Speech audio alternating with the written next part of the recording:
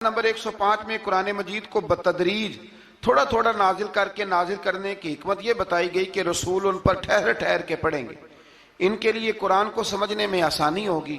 مشرکین مکہ اعتراض کرتے تھے کہ کبھی آپ اللہ کہتے ہیں کبھی رحمان کہتے ہیں، ہم تو رحمان کو نہیں جانتے، تو اللہ نے فرمایا رسول کہہ دیجئے کہ معبود برحق کو تم اللہ کہہ کے پکارو یا رحمان کہہ کے پکارو،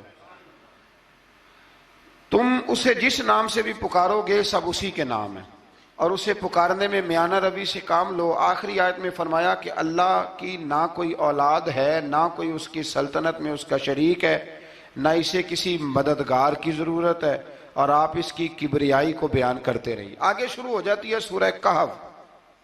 اصحاب کہف کا نام تو سنا ہے نا ماشاءاللہ آپ حضرات۔ پہلے اس کی فضیلت میں ایک حدیث نہ بیان کروں؟ نبی کریم صلی اللہ علیہ وسلم نے فرمایا، یہ مسلم شریف کی حدیث ہے، دجال آئے گا قیامت کے قریب اور بڑے لوگوں کو گمراہ کرے گا، تو حضور نے فرمایا جو سورہ کہف کی 10 آیات زبانی یاد کر لے نہ وہ دجال کے فتنے سے بچ جائے گا۔ اللہ توفیق عطا فرمائے۔ اس سورہ مبارکہ کی آیت نمبر 9 سے اصحاب کہف کا ذکر شروع ہوتا ہے۔ اصحاب کہف، جب حضرت عیسیٰ علیہ السلام کو اللہ کریم نے چوتھے آسمان پہ بلا لیا نا، تو دقیانوس نام کا ایک بادشاہ ہوا بنی اسرائیل کے اندر، بڑا ظالم تھا، اس نے گمراہی پھیلا دی، اور جو لوگ معاذ اللہ کفر اور شرک نہیں کرتے تھے انہیں قتل کروا دیتا تھا۔ تو 7-8 نوجوان اپنا ایمان بچا کے بھاگے۔ او ہو اللہ اکبر، ساری دنیا مال بچا کے بھاگتی، وہ 7-8 نوجوان اپنا ایمان بچا کے بھاگے کہ یہ ہمیں کہیں کفر کی طرف نہ لوٹا دے، تو جا کے ایک غار کے اندر چلے گئے، تو ایک کتا بھی ان کے ساتھ ہو گیا۔ انہیں کتے کو بڑے روڑے مارے کہ یہ اگر بھونکے گا، آواز نکالے گا تو ہم پکڑے جائیں گے، ہم نے تو چھپنا ہے، پر اس کو نہ ولیوں سے پیار ہو گیا تھا۔ اس نے کہا بھگاؤ جتنا مرضی مجھے، فطرت میری ہے کہ میں بھونکتا ہوں، پر جب اللہ کے ولی ہوں تو پھر میں ادب کرتا ہوں۔ یہ قرآنی واقعہ ہے۔ اچھا، یہ عین وہ واقعہ ہے قرآن مجید کا کہ جو بہت ساری چیزوں پر ویسے ہی نص ہے اور بہت ساری زبانیں ویسے ہی گنگ ہو جاتی۔ تو وہ 6-7 لوگ تھے، وہ چلے گئے غار کے اندر، جا کے انہوں نے پناہ لے لی۔ بادشاہ کو پتہ چل گیا کہ غار کے اندر ہے۔ اچھا، اللہ کی قدرت، جیسے ہی داخل ہوئے انہیں نیند آ گئی، یہ سو گئے۔ اور قرآن مجید کہتا ہے، قرآن مجید کے یہ لفظ ہیں کہ کتا غار کے منہ پر بازو پھیلا کے بیٹھ گیا، گویا اپنے مالکوں کی خدمت کر رہا ہے۔ اب میاں صاحب کی ایک بات کر لیں درمیان میں۔ میاں صاحب فرماتے ہیں جنہ تناں وچ عشق نہ رچیا، کتے ہونا تھی چنگے، اور چلو مالک دے کر راکھی کر دے، صابر بھوکے ننگے۔ یہ دیکھو نا کہ اتنا تو ان کے اندر بھی کمال ہے، اپنے نا دونوں بازو پھیلا کے، کتا بھی غار پہ بیٹھ گیا۔ ان کو نیند آ گئی، بادشاہ نے پتہ کرایا، کہاں بھاگ کے گئے؟ تو کہا وہ غار کے اندر ہیں۔ بادشاہ کہنے لگا کہ ان کی سزا یہ ہے کہ ایک دیوار چن دو غار کے منہ میں، غار کوئی بند کر دو۔ جس بندے کی ڈیوٹی لگائی نا غار چننے کی، بندہ بڑا نیک تھا، اس کو دیوار بنانے کا ذمہ دیا، اس نے نا دیوار بھی بنائی اور ایک تختی پہ نا سب کے نام لکھے، اور وہ تختی ایک صندوق میں رکھ کے وہاں بند کر دی، اور اسی طرح کی ایک تختی اس کے نیچے لکھا کہ ایک تختی ان کے ناموں کی نا میں مال خزانہ میں بھی بند کر رہا ہوں۔ اللہ تبارک و تعالیٰ کی قدرت کے بعد مفسرین نے لکھا ہے وہ 100 سال تک سوئے رہے، اور بعض نے لکھا ہے کہ 300 سال تک سوئے رہے۔ 300 سال کے بعد اس طرح ہوا کہ حکومتیں بدل گئیں۔ بیدروس نام کا ایک بادشاہ آ گیا، وہ بڑا نیک دل تھا، اس نے ہر طرف حضرت عیسیٰ علیہ السلام کی شریعت کا پھر سے نعرہ بلند کیا۔ اب نا کچھ لوگ ایسے تھے جو منکر ہو گئے تھے کہ مرنے کے بعد دوبارہ کیسے اٹھیں گے۔ بادشاہ ایک دن حجرے میں گیا، جا کے دعا مانگی، یا اللہ کوئی ایسی بات دکھا جس سے لوگوں کا ایمان پکا ہو جائے۔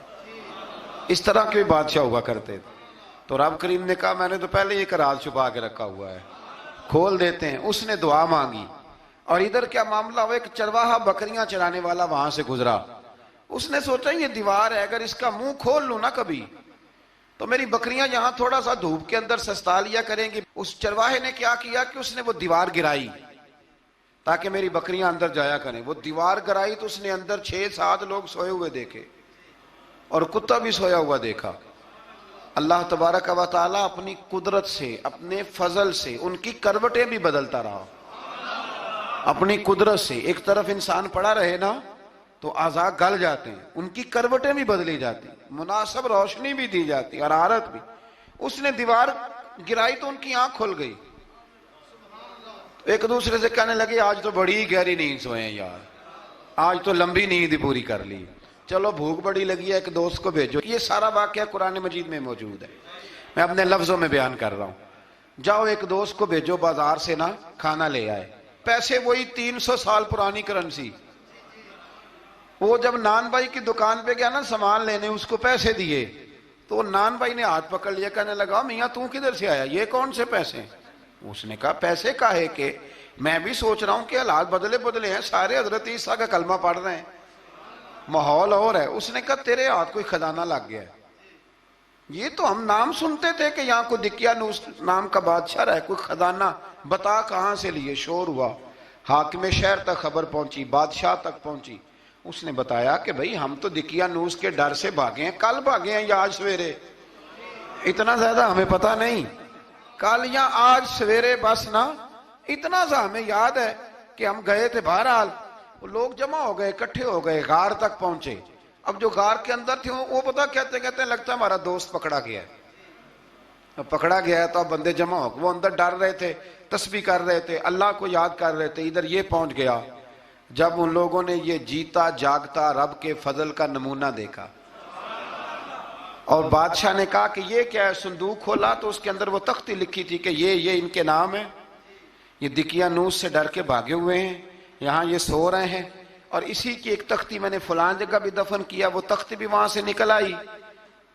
اب سب لوگوں کی آنکھوں میں آنسو آئے اور سب کہنے لگے لا الہ الا اللہ، لا الہ الا اللہ، لا الہ الا اللہ۔ سب کہنے لگے ان اللہ علی کل شیء قدیر۔ جب ان کی بات پوری ہو گئی، لوگوں کے ایمان پختہ ہو گئے، تو اصحاب کہف کہنے لگے کہ ہمیں اب اجازت ہے، ہم پھر دوبارہ غار میں جاتے ہیں۔ وہ غار میں گئے تو رب نے پھر انہیں موت عطا فرمائی، نیند عطا فرمائی، تحفہ دیا۔ بادشاہ نے پھر اس کے آگے دیوار بنائی اور وہاں بادشاہ نے ایک مسجد تعمیر کرا دی، لوگ زیارت کرنے جاتے۔ یہ اصحاب کہف کا ذکر ہے۔ اب یہاں ہمارے مفسرین نے لکھا ہے کہ وہ جو کتا تھا نا وہ بھی ساتھ ہی تھا۔ اللہ قیامت والے دن اسے انسانی، یا تو انسانی شکل ملے گی یا جیسے رب کا فضل ہوگا رب کریم اسے بھی جنت عطا فرمائے گا۔ اس نے تبلیغ کی، دین کی، اس نے کیا کیا؟ تبلیغ کی، نمازیں پڑھی، روزے رکھے، حج کیا، 10 ہوتے صحیح اس کیتا کی۔ اسی آکھیے نا خدا کے فضل سے ہم پر ہے سایہ غوث اعظم کا، ہمیں دونوں جہاں میں ہے سہارا غوث اعظم کا۔ لوگ پریشان ہو جاتے ہیں، کہتے ہیں کس طرح کی بات کرتے ہو؟ تو میں نے کہا اصل میں تیرا عقیدہ کچا ہے، وہاں تو کتا چلا جائے ولی کے پاس تو رب اسے جنت دے دیتا ہے، تو جیگتا جاتا مومن جائے تو اللہ کیوں فضل نہیں فرماتا؟ اس سے آگے نا پھر آیت نمبر 32 ہے، اس میں اللہ تبارک و تعالیٰ نے 2 لوگوں کا واقعہ بیان کیا ہے۔ فرمایا ایک شخص کے انگوروں کے باغات تھے اور چاروں طرف سے انہیں کھجوروں کے درختوں نے گھیر رکھا تھا اور درمیان میں کھیتی بھی تھی اور بیچ میں دریا بھی بہہ رہا تھا، اور ان باغات نے بہت عمدہ فصل دی۔ ایک دن یہ شخص اپنے ساتھی سے کہنے لگا میرا مال اور افرادی قوت تم سے زیادہ ہے، مجھے یقین ہے کہ یہ باغ کبھی برباد نہیں ہوگا۔ اول تو مجھے قیامت کا یقین ہی نہیں معاذ اللہ، لیکن اگر قیامت آئی تو مجھے وہاں سے بھی بہتر مال ملے گا۔ اس کے دوسرے ساتھی نے کہا تو اپنی اصل کو بھول گیا ہے اور تو نے اپنے خالق کی ناشکری کی جو کہ وحدہ لا شریک ہے۔ اگر تم نے باغ میں داخل ہوتے وقت ماشاءاللہ لا قوت الا باللہ کہہ دیا ہوتا تو یہ تمہارے حق میں بہتر ہوتا۔ اگرچہ مال اور اولاد میں تم سے کم ہوں، لیکن میرا ایمان یہ ہے کہ اللہ تعالیٰ مجھے اس سے بہتر نعمت عطا کرے گا، اور آسمان سے کوئی آفت آئی اور تمہارا باغ تباہ و برباد ہو جائے گا، یا اگر اس کا پانی زمین میں دھس گیا تو پھر تم اسے تلاش نہ کر پاؤ گے۔ بالآخر اس شخص کا باغ برباد ہو گیا۔ وہ جو کہتا تھا نا مجھے یقین نہیں قیامت نہیں آئے گی، اس کا باغ ہی، اور وہ کف افسوس ملتے ہوئے کہنے لگا کاش میں نے شرک نہ کیا ہوتا، لیکن پھر اس کا کوئی نہ مددگار تھا اور نہ حمایتی۔ آیت نمبر 45 میں اللہ تعالیٰ نے دنیا کی زندگی کی ناپائیداری کو ایک مثال سے بیان فرمایا کہ آسمان سے بارش نازل ہوئی، گھنا سبزہ نکلا، پھر وہ سوکھ کر چورا چورا ہو گیا، جسے ہوا اڑا کے لے گئی۔ مال اور بیٹے تو محض جیتی دنیا کا سنگار ہے، جب تک تم زندہ ہو تب تک مال بھی ہیں اور بیٹے بھی ہیں۔ والباقیات الصالحات، ہاں اگر کچھ ہے باقی رہے گی تو تمہارے اچھے اعمال باقی رہیں گے، اور اگر اولاد نیک ہوئی تو وہ بھی باقیات الصالحات میں شامل ہو جائے گی۔ آیت نمبر 47 سے فرمایا کہ قیامت کے دن تمام روئے زمین پر ایک کھلے میدان کی صورت میں ہوگا، سب لوگ صف باندھے رب کے حضور اکیلے حاضر ہوں گے اور اپنے اعمال ناموں کو دیکھ کر خوف زدہ ہوں گے، کہیں گے ہائے افسوس، اس اعمال نامے کو کیا ہوا، اس نے نہ کوئی صغیرہ گناہ چھوڑا نہ کبیرہ، مگر سب کو شمار کیا۔ آیت نمبر 50 میں حضرت آدم علیہ السلام کو فرشتوں کے سجدہ، ابلیس کی نافرمانی اور شیطان اور اس کی ذریت کے انسان کے دشمن ہونے کا بیان ہے۔ آگے پھر ذکر شروع ہو جاتا ہے حضرت موسیٰ علیہ السلام اور حضرت خضر علیہ السلام کا۔ یہ لفظ خضر بھی ہے اور خضر بھی ہے، یہ دو تین طریقوں سے پڑھا جاتا ہے۔ حضرت خضر کے بارے میں مختلف روایات ہیں کہ یہ ولی ہیں کہ نبی ہیں، لیکن مضبوط رائے اکثر بزرگوں کی یہی ہے کہ یہ بھی اللہ کے نبی ہیں، اور بعض نے لکھا ہے یہ ہمیشہ سے زندہ ہیں۔ یہ دو اللہ کے نبی حضرت الیاس علیہ السلام اور حضرت خضر علیہ السلام، یہ دونوں ہر سال حج میں بھی جاتے ہیں، ہر سال حج میں بھی جاتے ہیں، کیونکہ ایک روایت ملتی ہے کہ محبوب کریم علیہ السلام حج پہ گئے تو فرمایا میں الیاس اور خضر کو پہاڑوں سے اترتے ہوئے دیکھ رہا ہوں۔ تو جن کو اللہ نے کھلی آنکھیں دی ہوتی ہیں پھر انہیں زیارت بھی ہوتی ہے، انہیں یہ نظر بھی آتے ہیں۔ حضرت خضر علیہ السلام کو اللہ نے علم لدنی عطا فرمایا۔ یہ علم لدنی اللہ جس کو اپنے پاس سے عطا کر دے اس کو علم لدنی کہتے ہیں۔ حضرت موسیٰ علیہ السلام ایک دن تقریر کرتے ہوئے کسی نے پوچھا کہ آپ سب سے بڑے عالم ہیں، فرمایا الحمدللہ۔ تو اللہ کریم نے فرمایا نہیں ہے موسیٰ کلیم، آپ سے بڑے بڑے بھی ہیں، بڑے بڑے لوگ ہیں۔ ہمارے ہاں مسئلہ ہے پا نہ پڑی، اور لوگ مناظرہ کرنے آتے ہیں، کئی دفعہ لوگ نا مسئلہ بتاتے ہیں تو میں کہتا ہوں جناب آپ نے بتا دیا کہ اب آپ نے حکم کرنا ہے، اب آپ نے حکم کرنا ہے۔ کبھی کبھی کچھ لوگ ایسی باتیں کرتے ہیں وہ جی آپ ایک بندے کا نام لیتے ہیں ذکر کرتے ہیں، تو میں نے کہا چلو ہم نے بھی کہیں کچھ پڑھا ہی ہوگا نا تبھی تو ذکر کرتے ہیں، لیکن جو آتے ہیں نا لوگ وہ مشورہ تمہارے دور میں ہے ہی نہیں، جس نے جو لائن پڑھ لی ہے وہ اس پہ پکا ہو گیا، سارا نہیں نہ پڑھا، سارا پڑھے پھر بات سمجھ میں آتی ہے۔ حضرت موسیٰ کلیم اللہ کے نبی ہیں، اور کیا بات ہے ان کی، اور یہ بھی اللہ کا فضل ہوا حضرت موسیٰ نے یہ بات کی تبھی تو ہمیں اتنی شاندار حکمتوں کے پھول ملے، یہ بھی حضرت موسیٰ کا ہی کمال ہے۔ تو حضرت موسیٰ نے کہا کہ اے اللہ وہ جو مجھ سے بڑا ہے عالم ہے وہ کہاں ملے گا جس سے میں حکمت کی بات سیکھوں؟ تو فرمایا جہاں مجمع البحرین ہے نا، دو دریا ملتے ہیں، وہاں وہ ملے گا۔ حضرت موسیٰ کلیم سے اللہ نے فرمایا کہ جاؤ جہاں دو دریا ملیں گے نا وہاں تمہیں وہ شخص ملے گا۔ تو یا اللہ میں کس طرح؟ فرمایا زادرہ ساتھ لے جاؤ، کھانے پینے کا سامان۔ حضرت موسیٰ کلیم لے گئے، مچھلی بھی لے گئے۔ فرمایا یہ مچھلی جہاں تمہارے برتن سے نکل کے دریا میں داخل ہو وہاں دریا میں شگاف پڑ جائے گا، وہاں وہ تمہیں شخص ملے گا۔ حضرت موسیٰ نے اپنے خادم حضرت یوشع بن نون علیہ السلام کو بھی ساتھ لیا، یہ بعد میں حضرت موسیٰ علیہ السلام کے جانشین ہوئے۔ یہ دونوں سفر پہ نکل گئے، ایک جگہ پہ پہنچے جہاں پہاڑ تھا، ساتھ دریا بھی تھا، اس کے نیچے آرام کرنے لگے۔ حضرت موسیٰ کلیم سو گئے تو یوشع بن نون علیہ السلام موجود تھے، مچھلی جھٹ سے نکلی دریا میں داخل ہو گئی، وہاں راستہ بھی بن گیا۔ اب اٹھے حضرت موسیٰ کلیم، جب اٹھے تو فرمایا چلو چلیں، تھوڑا آگے جا کے فرمایا بھوک لگ رہی ہے کھانا تو نکالو۔ انہیں یاد آیا، کہنے لگے حضور مچھلی تو دریا میں چلی گئی تھی۔ فرمایا تو نے بتایا نہیں، وہی تو ہماری منزل تھی جہاں مچھلی دریا میں گئی۔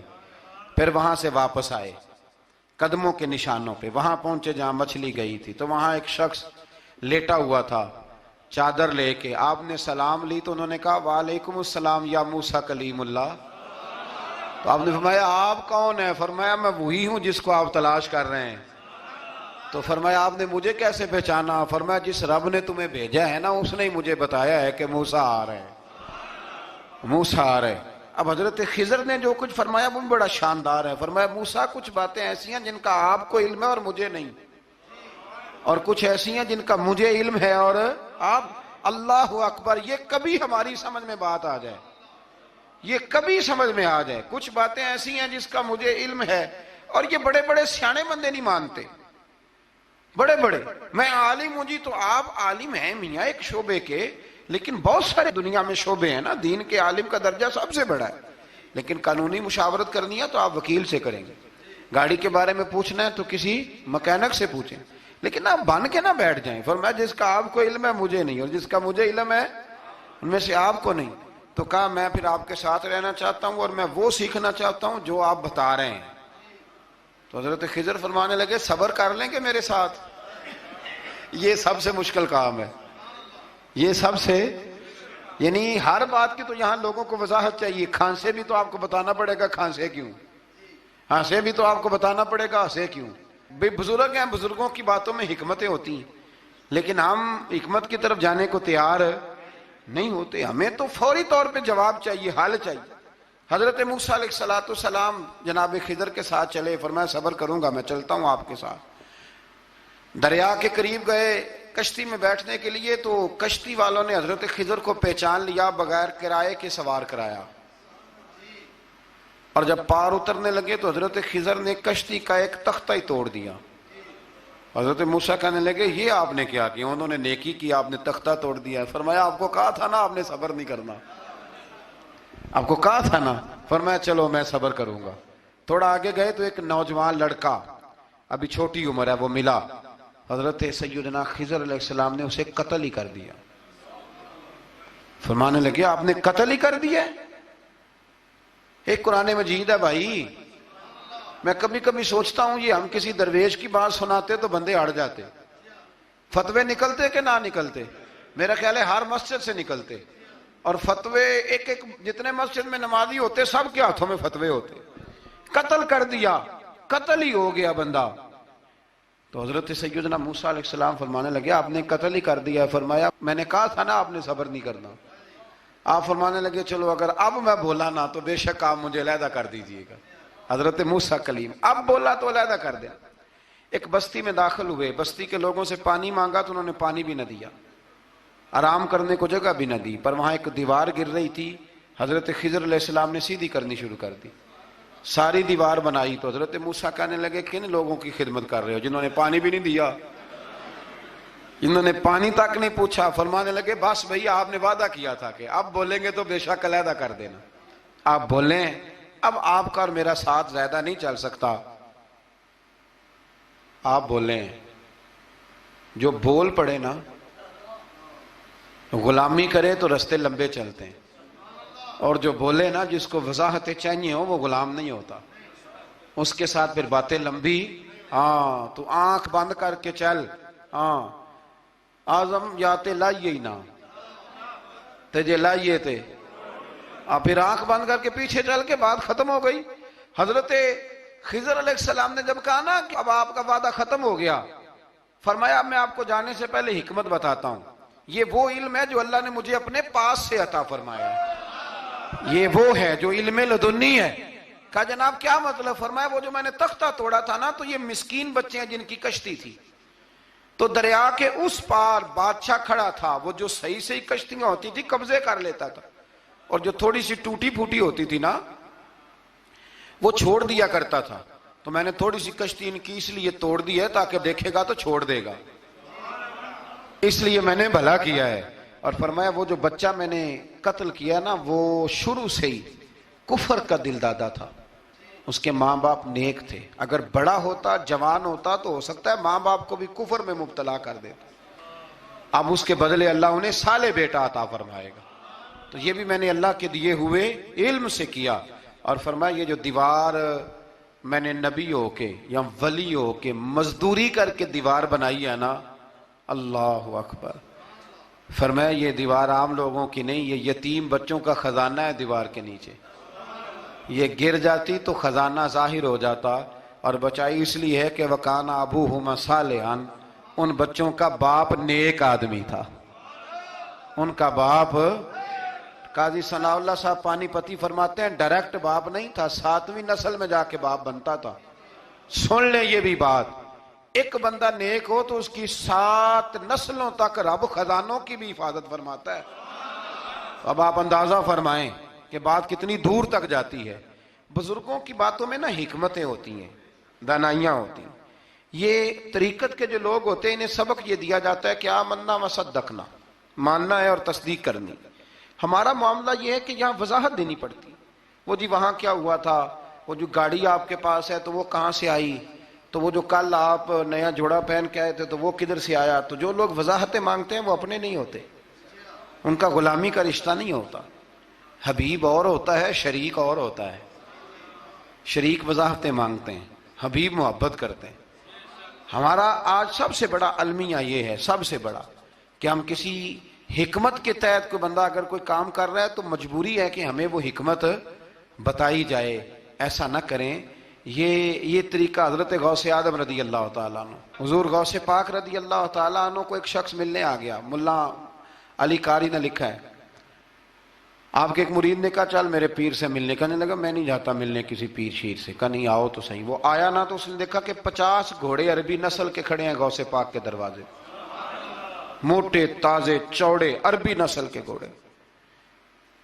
اس کے دل میں خیال آیا، کہنے لگا یار سواری کے لیے اگر رکھے ہیں تو ایک بھی کافی تھا، 50 کی کیا ضرورت تھی. اللہ اکبر. اب واقعی 50 کھڑے تھے، مرید کے پاس جواب ہی کوئی نہیں تھا. کہنے لگا یار پتہ مجھے بھی کوئی نہیں، لیکن حضرت صاحب نے رکھے ہیں تو حکمت ضرور کوئی ہوگی، حکمت ضرور کوئی، اس کی کوئی حکمت ہوگی. اللہ اکبر. وہ چلے گئے واپس. وہ روز تنقید کرتا، کیسا تیرا پیر ہے 50 گھوڑے رکھے ہوئے، کیسے تیرا پیر ہے 50 گھوڑے رکھے ہوئے. کچھ دن گزرے تو ملا علی قاری کہتے ہیں وہ اعتراض کرنے والے کے پیٹ میں کوئی تکلیف ہوئی، بغداد کے سب سے بڑے طبیب کے پاس گیا. اس نے کہا تیرا تو جگر تباہ ہو گیا ہے، عربی نسل کا ایک گھوڑا چاہیے، اس کو ذبح کریں گے، اس کا جگر نکالیں گے، اس کی دوائی بنا کے تجھے کھلائیں گے اور 50 گھوڑے ہوں گے تو بچے گا. اب پریشان ہو گیا، کہنے لگا گھوڑے ہیں تو صحیح، پر جو میں حال کر رہا ہوں گا گھوڑے تو نہیں ملیں گے، میرا تو جوتوں والا کام ہے، وہ شاید مل جائیں. لیکن جب انسان مرنے لگتا ہے تو پھر اس کو ڈوبتے کو تنکے کا سہارا. اپنے دوست کے پاس گیا، کہنے لگا چل تیرے پیر کے پاس چلیں. اس نے کہا تجھے نہیں لے کے جانا، تو تنقید کرتا ہے. کہتا ہے ایک دفعہ چاہیے کیا؟ کا گھوڑے. کہنے لگا تیرے لیے رکھے ہیں کوئی، جا دوڑ جا، میرے حضرت صاحب کی ضرورت کیا ہے. لیکن جب غوث اعظم کی خانقاہ میں داخل ہوئے نا تو حضور غوث اعظم اٹھ کے ملے. اللہ والے دلوں میں باتیں نہیں رکھتے. ماتھا چوما اور فرمانے لگے میاں تو ایک دن نا میری گلی سے گزر رہا تھا تو میری تیرے اوپر نظر پڑی، تو مجھے نظر آیا تو بیمار ہوگا اور تیرا علاج عربی نسل کے 50 گھوڑوں کی وجہ سے ہوگا، تو میں نے تیرے لیے لا کے کھڑے کیے ہوئے ہیں، تیرے لیے ہی کھڑے کیے ہیں. اب تو نا گھر بھی لے جانے کی ضرورت نہیں، چارہ بھی میرے مرید ہی ڈال دیا کریں گے. تو اس طرح کرنا، روز آنا ایک گھوڑا لے جانا، پھر اگلے دن آنا تو دوسرا. وہ خدا کے بندے تیرے لیے رکھے تھے تو تنقید کر رہا ہے. اللہ کے بندے پردہ پوش ہوتے ہیں. ہاں شرط یہ ہے کہ وہ بندہ صالح ہو، دیندار ہو. وہ والا پیر نہ ہو جو نماز بھی نہ پڑھے اور گھوڑے 15 رکھے ہوئے ہوں اس نے، وہ والا معاملہ نہ ہو. تو میرے عزیز یہ یاد رکھیں کہ اللہ تبارک و تعالیٰ کا بندہ جب آپ کا روحانی علاج کرتا ہے نا، روحانی علاج سے مطلب جادو ٹونے کا علاج نہیں. روحانی علاج وہ ہوتا ہے کہ میرے گناہوں کا علاج ہو جائے، حسد بغض کینہ عداوت یہ نکل جائے. تو وہ کچھ ایسے نسخے بتاتا ہے جو سمجھ میں مرید کی نہیں آتے لیکن وہ ضروری ہوتے ہیں. انہی نسخوں کو استعمال کرنے سے انسان کا فائدہ ہوتا ہے. جی کرنے والے لوگ ہمیشہ کامیاب رہتے ہیں. وہ ماں باپ کے آگے کریں، استاد کے آگے کریں، شیخ کے آگے کریں. اور جن کو وضاحتوں کی ضرورت ہوتی ہے، ہاں ایک شرعی بات ضرور ہے، وہ ضرور سن لیں. اگر آپ کو کہیں کچھ شرعی قباحت نظر آئے جو قرآن و سنت سے ٹکراتی ہو تو وہ آپ پر فرض ہے آپ اپنے مرشد سے پوچھیں. کتنی بڑی بات کر رہا ہوں. یعنی جو چیز قرآن و سنت سے ٹکرا رہی ہو اس کی وضاحت طلب کرنا ضروری ہوتا ہے. اور جو دین سے نہ ٹکرائے اس پر آپ وضاحتیں پوچھتے ہیں تو پھر اس کا مطلب ہے کہ آپ علاج کرانے میں سنجیدہ نہیں ہیں. اللہ تعالیٰ قرآن مجید کو سمجھنے کی